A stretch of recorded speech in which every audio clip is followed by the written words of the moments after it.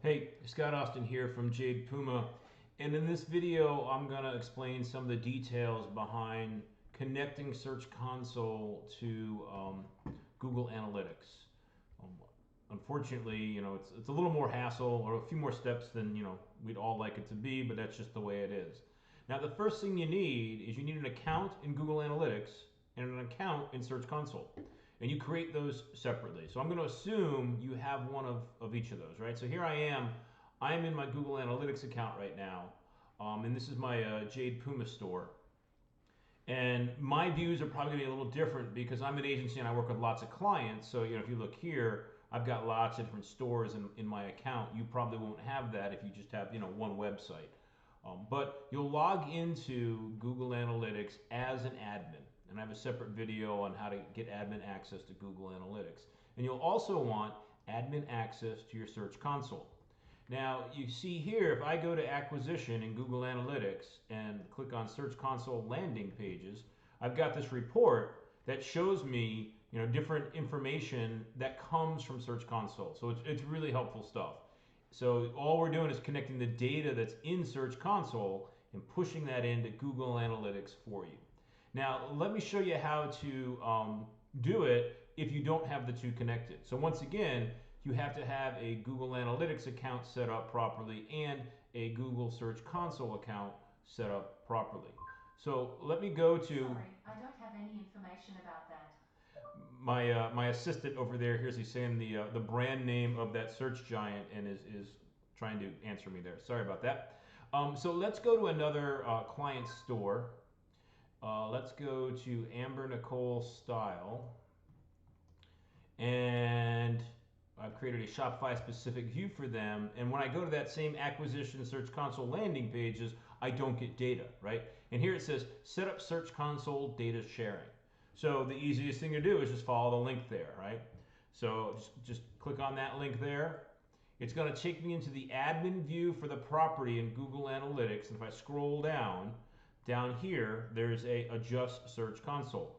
So I click on that and I'm going to see that nothing's connected so far. Do I want to add something? So I'm going to click on that add link. And there I see there's my Amber Nicole Style Search Console site. And it's not linked to any property in Google Analytics. So I'm going to save that.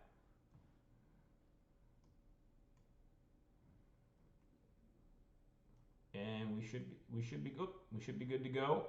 So now if I go back to Google Analytics, I actually don't know if the data is going to show up yet or if it's going to take a little bit of time to show up. So let's see. Yeah, we already started getting data showing up. All right.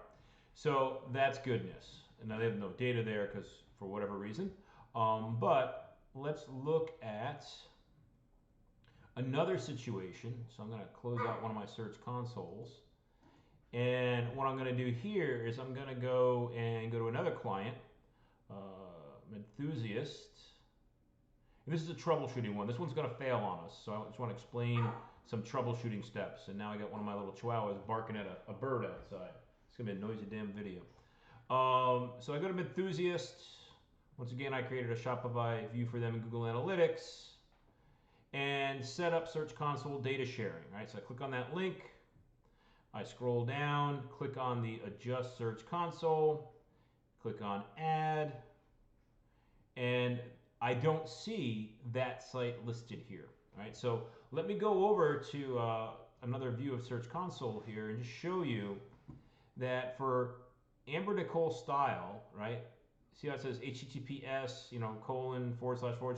It shows a full URL. Sometimes, so in Google or in Search Console, you can add a domain property or a URL. For Google Analytics, you want a URL. So my Jade Puma one, for example, is connected to this URL, https://jadepuma.com. And when you're setting up your Search Console, if you want to add a property, you get the choice of saying, I want to do a domain or I want to do a URL prefix. There's benefits to doing both of them. But you're going to need that URL prefix in order to have it connect to Google Analytics. Now here's the thing with Enthusiast is They just created so they got the domain property and there's also the URL, but the URL doesn't have data yet.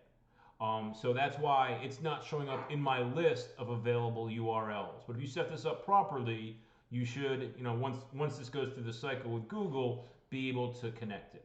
So that's how you connect your Search Console to your Google Analytics. Thanks for watching.